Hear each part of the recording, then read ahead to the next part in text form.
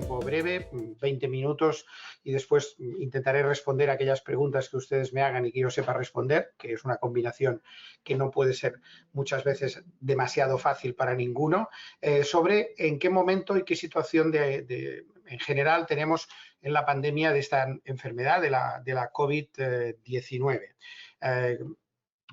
Si pusiéramos las estadísticas al día, verían que en estos momentos hay más de casi 54 millones, 55 según los recuentos de ayer mismo, hace 2 días de casos, y casi 1.300.000 fallecidos. Piensen ustedes que hace 10 meses no teníamos casos de esta enfermedad, con lo cual esto es de una progresión y de una extensión tremenda en todo el mundo. Saben ustedes que hemos pasado una primera oleada terrible durante los meses finales del invierno y la primavera de este año, que formalmente se registraron en España 300.000 casos en esta primera oleada, y que se registraron significa que fueron diagnosticados, que nos dio una pequeña tregua, no demasiada, en muchas partes de España durante el verano, esta parte de la gráfica que apenas hay casos, y que a partir prácticamente de julio y especialmente septiembre, octubre y lo que llevamos de noviembre, estamos en una segunda oleada en el cual, como verán, hemos mejorado mucho la capacidad de diagnosticar y, por tanto, registrar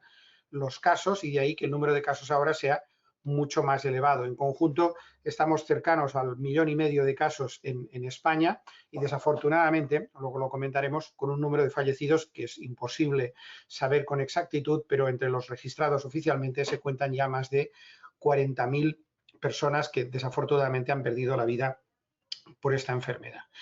Que en la primera oleada nos pasa por encima, esto es un verdadero tsunami, y solo en los centros sanitarios y en los hospitales acabamos atendiendo a los pacientes más graves, fundamentalmente, y no a todos, y a los pacientes que desafortunadamente fallecen, y muchos, una parte significativa, por ejemplo, han fallecido también en residencias. Por lo tanto, solo vimos en esta primera oleada una escena o varias escenas, quizá las escenas de más terror de la película en general. No se diagnosticaron apenas de forma consistente, con pruebas, los casos leves y, por supuesto, prácticamente ningún asintomático, que los hay y muchísimos. Eso significa que solo vimos esta parte del triángulo rojo, una buena parte de los casos graves y una buena parte de los casos fatales, y que probablemente las estimaciones es que por cada caso que registramos, que diagnosticamos, se produjeron entre 9 y 10 casos más. Eso nos llevaría a que la primera oleada estaríamos alrededor entre los 2, quizá 3 millones de casos hipotéticos o reales, pero no registrados en España. En esta segunda oleada probablemente la pirámide es incluso más pequeña que en la primera oleada, pero hemos ampliado mucho la capacidad de diagnóstico. Es probable que diagnostiquemos hoy bastante bien todos los casos fatales, una buena parte de los casos graves, y hemos ampliado muchísimo por la base de la pirámide, diagnosticamos muchos casos leves gracias al sistema de atención primaria, fundamentalmente, y gracias a los sistemas activos de búsqueda de casos, que no son perfectos, pero que han ayudado a diagnosticar muchos contactos, pruebas masivas que diagnostican casos asintomáticos. Hoy podemos decir que probablemente por cada caso diagnosticado diagnosticaremos aproximadamente, un 70, quizá un 80% de todos los casos. Esto nos llevaría a que ahora quizá nos moveremos alrededor, en cifras hipotéticas, del 1,5 millones de casos en esta segunda oleada. Si lo suman, estaremos cercanos a los 5 millones de casos, que es más o menos también la estimación de la Organización Mundial de la Salud. Un 10%, es un poco más quizá aquí en España, de la población probablemente ha pasado ya esta enfermedad. La mortalidad, una de las cosas que lógicamente más nos preocupan, y la mortalidad significa también los casos más graves, los casos que ingresan en unidades de cuidados intensivos, fue muy diferente en la primera oleada. Todos recuerdan con terror las cifras constantes, machaconas, de todos los medios de comunicación con las cifras de muertos. Hay días que en España se llegó a los muertos oficialmente registrados de casi 900 personas en estos picos de la primera oleada. Luego desciende muchísimo, afortunadamente, durante el verano, y en esta segunda oleada, probablemente porque se diagnostican muchos más casos, por un lado, y porque también hemos mejorado significativamente la manera de atender a los pacientes más graves, hay menos casos mortales, y el índice de letalidad en la primera oleada, sesgado por el diagnóstico, era probablemente del 10%, pongamos, es decir, de cada 100 pacientes, 10 fallecían. Ahora se ha ajustado mucho más, teniendo en cuenta que se ha ampliado mucho el denominador, con los casos registrados, y con las mejoras estamos en cifras mucho más parecidas a las del resto del mundo, que es aproximadamente una tasa de letalidad del 1%. Un paciente de cada 100 con COVID-19 fallecerá. Esto es una mortalidad 10 veces superior a la de la gripe. Por lo tanto, a pesar de que un 1% parece poco, siempre tiene nombre, siempre tiene apellidos, siempre tiene familia, siempre hay dolor detrás de este 1%. Parece poco, pero para que lo comparemos con la gripe estacional, por ejemplo, la mortalidad de la COVID es 10 veces superior. La diferencia en los casos registrados entre la primera oleada y la segunda oleada, aquí tienen la distribución por edad, esas son las personas de 90 y más años, estos son los recién nacidos, de manera que en la parte baja de las pirámides están las edades iniciales de la vida y en la parte alta las edades finales. Hemos distribuido los casos en primera oleada, enmarcados en rojo, y segunda oleada, enmarcados en azul, en 4 categorías distintas: total de pacientes registrados, total de pacientes hospitalizados, ingresados en la UCI y fallecidos. Si se fijan, los fallecidos corresponden siempre a las capas más altas de edad, 60 y especialmente 70 y por encima de 80 años. Los ingresados en la UCI, la primera oleada, también parte alta de las edades de la vida, igual en esta segunda oleada, pero algo más, también menos, afortunadamente, pero algo más, en las edades ya de 40, 50 y menos años. Los hospitalizados prácticamente lo mismo. En la primera oleada casi todos muy mayores, en la segunda oleada siguen siendo muy mayores, pero también hay hospitalizados en las edades inferiores a 40, 50 años. Y la gran diferencia está en el total de casos, debido a esto que les comentaba. Así, si se fijan, en la primera oleada solo vimos los casos más graves, y esto en general significa mayor edad, mientras que en esta segunda oleada siguen habiendo casos graves, obviamente, pero se han desplazado, hay 20 años prácticamente de diferencia de edad media entre la primera oleada y la segunda oleada, de manera que hoy la franja de edad más afectada es la que va de los 30 a los 40 y de los 40 a los 50 años en estos momentos. Desafortunadamente, esto para las personas mayores que viven en residencias, que se han visto aislados en el hospital, que no hemos podido facilitarles un contacto con sus familiares más queridos en los momentos más difíciles de esta enfermedad, incluso en los momentos finales de esta enfermedad, ha generado mucha frustración entre las familias, mucho dolor, también mucho sentimiento entre los profesionales sanitarios, que esta es una de las cosas que peor hemos vivido, esta necesidad en la primera oleada de mantener aislado al paciente, impidiéndole un contacto con las personas que más quiere en momentos realmente muy duros de su vida, ¿no? En esta segunda oleada, ¿cuál es la gran diferencia? El diagnóstico de casos sintomáticos leves, pongamos, y especialmente el de casos asintomáticos. En la gráfica verán, esto corresponde al verano, al principio, y después ya esta segunda oleada, actualizados datos hace un par o tres de días, en noviembre. Los casos verde oscuros son los casos que hoy diagnosticamos sintomáticos, con PCR o pruebas de antígenos, y en verde claro están los casos asintomáticos, los que se buscan específicamente, los que se encuentran en los rastreos, los que se encuentran en los diagnósticos cuando se intentan buscar los contactos de un caso mayoritariamente. Estos casos son muchos, no los registramos, perdón, en la primera oleada y sin embargo forman parte importante, de hecho se cree que son aproximadamente el 30-40% de todos los casos en estos momentos, ¿no? Y aquí tenemos un poco la distribución de lo que sigue siendo el patrón general de enfermedad. Un 80% aproximadamente de los pacientes no presentará ningún cuadro grave. Y de este 80%, probablemente la mitad, es decir, un 40% del total, no tendrán síntomas o apenas tendrán síntomas o los síntomas pasarán desapercibidos. Por lo tanto, para cada 10 personas que pasan la COVID, 8 van a tener síntomas leves, ya lo saben ustedes, fiebre, tos, fatiga, falta de apetito, pérdida del olfato, del gusto de forma brusca, muchos síntomas, es una enfermedad con muchos síntomas, pero leves, que puede que se recuperen relativamente rápidamente o puede que tarden en recuperarse. Eso también lo saben, que hay gente que le cuesta recuperar la normalidad. Casos leves. En un 15-16% de los pacientes la enfermedad se comportará de una forma relativamente grave. Habitualmente puede ser de inicio, pero habitualmente es 7 días después del inicio de los síntomas, y el síntoma predominante en los pacientes graves es dificultad al respirar. No les llega oxígeno suficiente a ninguno de los tejidos, están hipóxicos, esto genera ansiedad, dificultad al respirar y normalmente traduce una afectación pulmonar, que es la más habitual en esta enfermedad. Y desafortunadamente un 4, quizá un 5% de los pacientes acaban necesitando cuidados intensivos. Son estas imágenes terribles que hemos visto, gente intubada, ventilada, en posición prono, boca abajo, para intentar mejorar la oxigenación unas cuantas horas al día. De manera que es una enfermedad para la mayoría leve, afortunadamente, especialmente para los más jóvenes, pero para las personas de edad y también las de mediana edad, en un 15% pueden ingresar en el hospital y en un 5% requerir ingreso en cuidados intensivos.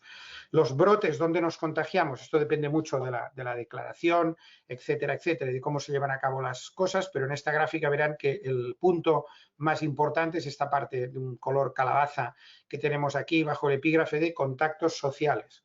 Reuniones, lo saben muy bien, en verano, todo el mundo tenía ganas de salir, todo el mundo tenía ganas de ver a su familia, se produjeron múltiples reuniones familiares, comidas, bodas, bautizos, etcétera, etcétera. La gente, como es de la familia, tienes confianza, te quitas la mascarilla, te pasas un buen rato hablando, riendo o cantando, y esto es una fuente de contagios en el ámbito social importante, como lo son determinados establecimientos, especialmente si son cerrados, aire libre, ambiente no cerrado, mucho menos riesgo de contagio, espacios cerrados, especialmente más ventilados, riesgo prácticamente 20 veces superior de contagio. También hubo mucho contagio en los centros sociosanitarios, en las residencias, lógicamente, y ahora, como se está haciendo una búsqueda activa de los casos, también en los centros educativos, pero es porque delante de cada caso se hace un estudio de toda la clase, en general en determinadas comunidades autónomas, en Cataluña por lo menos, para intentar encontrar los contactos de este caso. Pero piensen que la parte más importante sigue siendo la parte social, también menos la parte laboral, la parte familiar, contagios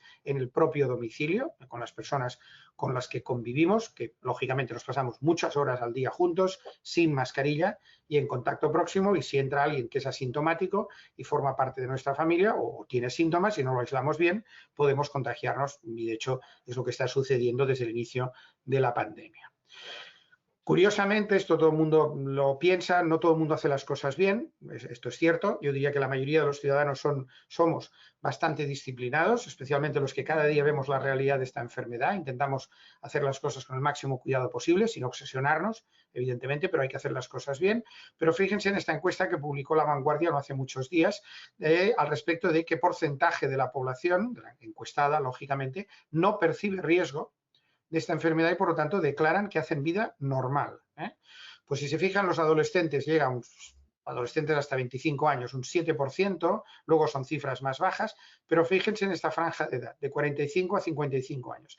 Son los que más, prácticamente un 10%, mientras que las edades más altas de la vida, la gente tiene más miedo, sabe que la enfermedad puede ser mucho más grave y estas cifras bajan al 5 o al 4%. Esto nos indica que todavía tenemos una parte de la población que simplemente no hace caso porque no puede o porque no quiere, simplemente y hace una vida normal y no utiliza las precauciones habituales, ¿no? Sabemos en esta segunda oleada, hemos aprendido bastantes cosas, una de ellas es la posibilidad de que hayan situaciones en las cuales hayan muchos contagios. De hecho, hoy en día se considera que un 8%, 10% de todos los casos son responsables de un 60 hasta el 80% de todos los contagios. La mayoría de nosotros no contagiará a nadie si contrae la enfermedad, pero hay una pequeña proporción, quizá un 10, un 20%, que son capaces de generar muchos más contactos. Y esto a veces depende de la persona, pero fundamentalmente depende del lugar donde se produce el contacto y por lo tanto el contagio.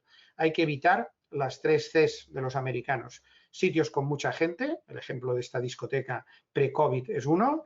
Sitios cerrados, el ejemplo de esta discoteca sigue siendo lo mismo, por lo tanto sin ventilación o sin ventilación suficiente, y donde la gente está en contacto próximo durante un periodo de tiempo relativamente prolongado. Esto es una receta para el contagio. Y aquí es donde se pueden producir eventos súper diseminadores. 10, 15, 20, incluso más contagios a partir de un único caso, fundamentalmente. También hoy hemos conocido, sabemos más el papel que pueden jugar los aerosoles. Esto todavía puede ser objeto de cierta controversia, pero hay que actuar con prudencia. Y actuar con prudencia significa que a los clásicos distancia, manos, mascarilla, hayamos añadido hoy ventilación, que corra el aire, que se ventilen los espacios, que se ponga una mayor renovación de aire con el exterior en el aire acondicionado. Y esto ayuda a reducir el riesgo de contagio por aerosol, especialmente en locales cerrados, poco ventilados, donde hay mucha gente. Y en los aerosoles los generamos con acciones tan sencillas como hablar y especialmente como hablar en voz alta, cosa muy típica de muchos españoles, gritar, cantar, etcétera. De manera que la génesis de aerosol es un mecanismo claro de contagio, especialmente en espacios cerrados y poco ventilados. Da igual que nosotros hayamos sido el primer país de Europa en sufrir la segunda oleada, da igual que durante 2 meses la gente nos señalara diciendo, mira en España qué mal lo han hecho, fatal, se han ido de juerga todos durante el verano, ahora están empezando a sufrir las consecuencias. A mí me hicieron una entrevista cuando llevábamos ya 1 mes y medio de segunda oleada aquí y dije que sí, que habíamos hecho las cosas mal, que probablemente nos habíamos desescalado muy rápido y muchos otros comentarios, pero que esperaba que no se tratara nuestro país de ser el canario en la mina de carbón y que fuéramos los primeros en caer y que el resto de Europa esperaba que no pudieran librarse, digamos, de esta situación. Pero la realidad no nos dio la razón, no se han librado.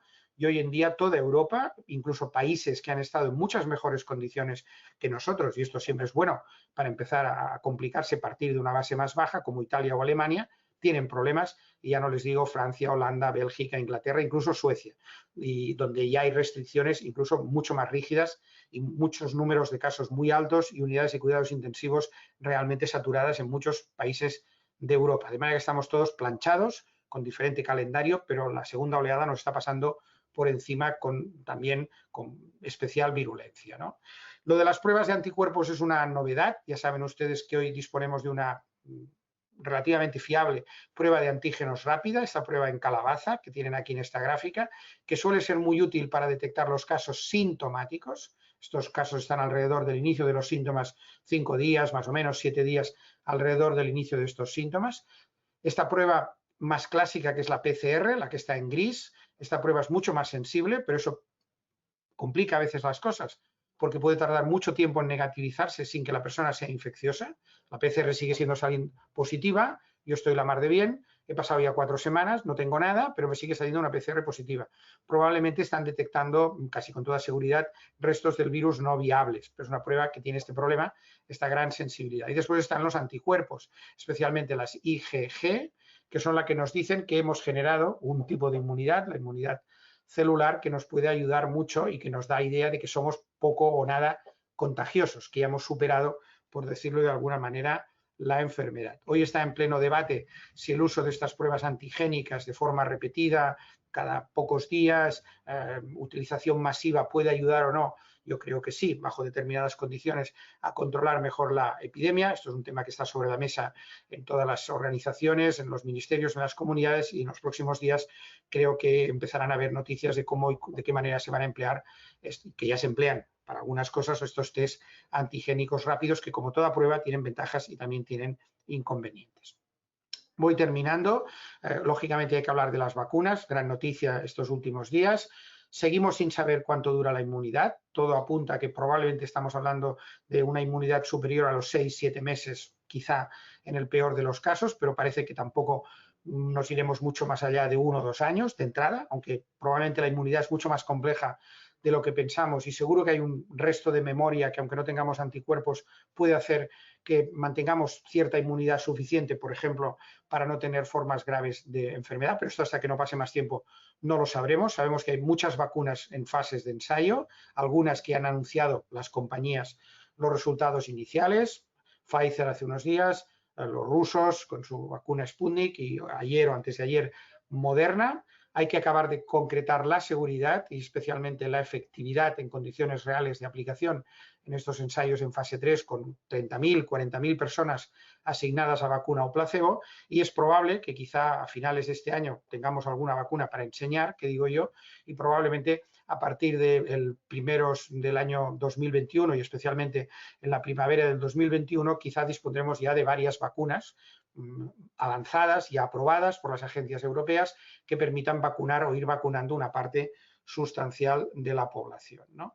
Piensen que detrás de estas hay muchas más, no llegará a la mayoría, pero ya es bueno que todas las que van llegando a las fases finales de momento están dando muy buenos resultados, por lo menos los anunciados por las compañías, ¿no?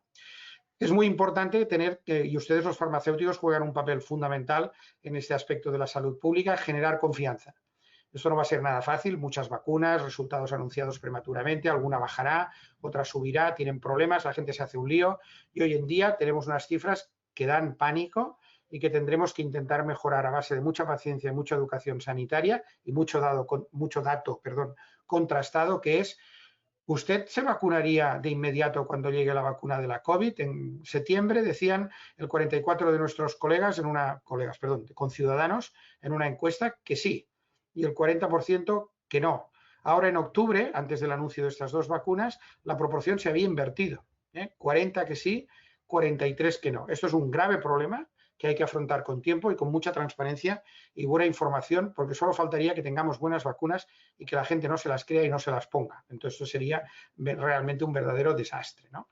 Bien, ¿qué nos espera de aquí hasta mejores vacunas, mejores tratamientos, mejores todo lo que quieran? Nos espera una vida en la cual hay diferentes capas, algunas que tienen responsabilidad personal, me pongo la mascarilla, guardo la distancia, me lavo las manos, ventilo, y algunas responsabilidades colectivas, intentar ayudar a los negocios y a la economía para que se mantenga lo mejor posible, la cuarentena, etcétera, etcétera, las vacunas, los tratamientos. Por lo tanto, la llegada de cualquier vacuna o de cualquier tratamiento no para la epidemia, la intenta detener poco a poco. Esto es un frenazo a largo plazo y nos esperan todavía semanas y meses, probablemente incluso posible algún año, con varias de estas medidas, evidentemente más relajadas, pero no hay que pensar que el día que nos vacunemos ya podemos tirar todas las mascarillas y hacer vida normal.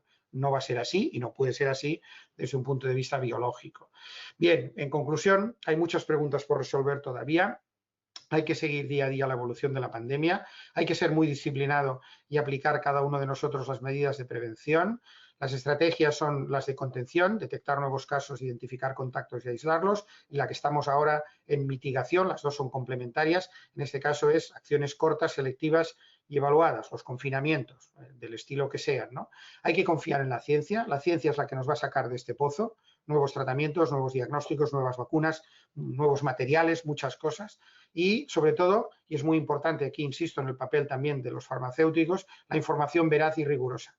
La génesis de desinformación, los bulos, lo que se denomina infodemia, es una característica bastante peculiar de nuestro mundo y en concreto de esta epidemia. Y sobre todo hay que tener paciencia. Esto es una larga carrera de fondo y hay que intentar no desfallecer, ni apretar más de la cuenta, ni dejar de correr, porque hay que llegar al final todos juntos a la meta, ¿no? Esta es una imagen que probablemente han visto ustedes. Estos son mis colegas del Hospital del Mar de Barcelona. Entenderán por qué se llama Hospital del Mar. Esto es cruzar la calle y es la vista privilegiada que tienen mis colegas.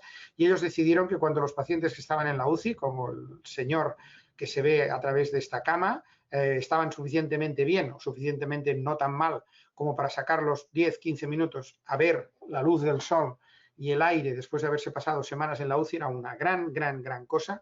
Yo creo que es fantástica esta imagen, es la idea de que salimos del pozo, vemos la luz después de estar muchos días en una unidad de cuidados intensivos. Y finalmente darles las gracias. Este es también un chiste, por decirlo así, una viñeta parecida en La Vanguardia. Al principio la curva roja era: este virus lo paramos entre todos, de esta salimos más fuertes, tenemos la mejor sanidad del mundo, todo irá bien, y ahora nuestra autoestima ha bajado mucho, nos ha planchado la segunda oleada, no tenemos una receta clara de cómo pararla, nadie, desde un punto de vista general. Es malo cerrarse, es malo abrir, todo es complicado, hay que preservar salud y economía de la mejor manera posible, nada sencillo, y sin embargo la curva verde de los contagios nos está aumentando y ahora parece que quizá la estamos consiguiendo detener un poco. Evidentemente hemos de cambiar estas curvas. La curva de la autoestima tiene que ir para arriba y la curva de los contagios irá para abajo. Muchas gracias, mucha suerte a todos y quedo a su disposición para las preguntas que quieran hacerme.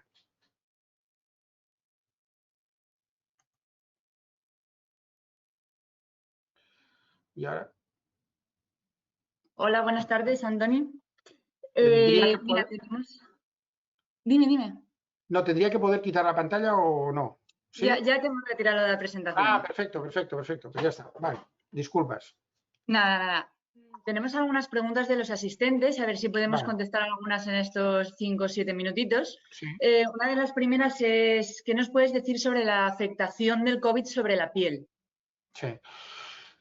Es cierto que algunas personas presentan síntomas o lesiones cutáneas de diferente tipo, a veces relacionadas con temas vasculares de la piel. Hay imágenes sobre todo en pediatría, pero también personas adultas han presentado sintomatología cutánea de muy diverso tipo. No es un síntoma extraordinariamente frecuente, pero evidentemente entra dentro de la constelación de síntomas que pueden deberse a la COVID. Incluso hay pacientes que solo presentan afectación cutánea o mayoritariamente presentan afectación cutánea. Perfecto. Luego tenemos otra pregunta que nos dice, a nivel de tratamientos, ¿cuáles son los últimos avances, protocolos a nivel preventivo? Preventivo para prevenir la enfermedad, nada. Solo son tratamientos para tratar y básicamente las formas graves o moderadas graves de enfermedad. El resto de tratamiento hasta ahora es sintomático. O sea, no hay, si tengo una COVID leve y dolor de cabeza, pues analgésicos, para entendernos. Ahora, cuando ya me empiezo a poner un poco peor, tengo que ingresar en el hospital, mi saturación de oxígeno no es muy buena. Ahora sabemos que en las fases iniciales de enfermedad, antes de que la cosa se complique, para entendernos, son relativamente eficaces un antiviral, básicamente el Remdesivir, en pacientes que están recibiendo oxígeno y que acorta la estancia hospitalaria y parece que hay algunos datos que podría ayudar a reducir la mortalidad. Por lo tanto, intentar frenar el virus. A partir de un momento, en muchos pacientes la cosa se descontrola y ya no es el virus, sino que es un fenómeno inflamatorio muy complejo, un desbalance inmunológico terrible, lo que llamamos una tormenta de citoquinas, un síndrome de distrés respiratorio. Nosotros mismos, por decirlo de alguna manera, nos pasamos de frenada en la inmunidad y tenemos todo tipo de complicaciones, embolia, trombosis, hemorragias, todo tipo de cosas complejas. Ahí intervienen los antiinflamatorios, los corticoides, la dexametasona, que es el único que ha demostrado de forma clara la reducción de la mortalidad.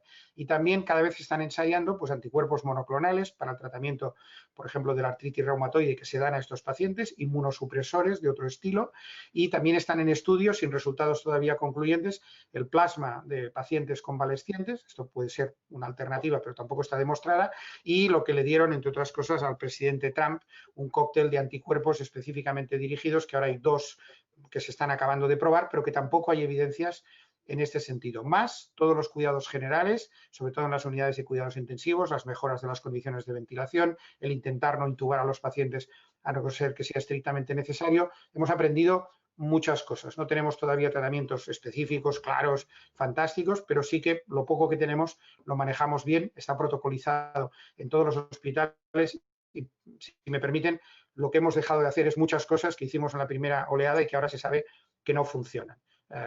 Cloroquina o hidroxicloroquina, antivíricos frente al SIDA, muchas cosas raras que se dieron pensando que podían ir bien y que hoy se ha demostrado que no van bien y por tanto se han retirado de las opciones terapéuticas. Vale, luego tenemos otra pregunta que nos dice, respecto a pacientes con fibrosis quística, ¿tendríamos que tener algún cuidado especial?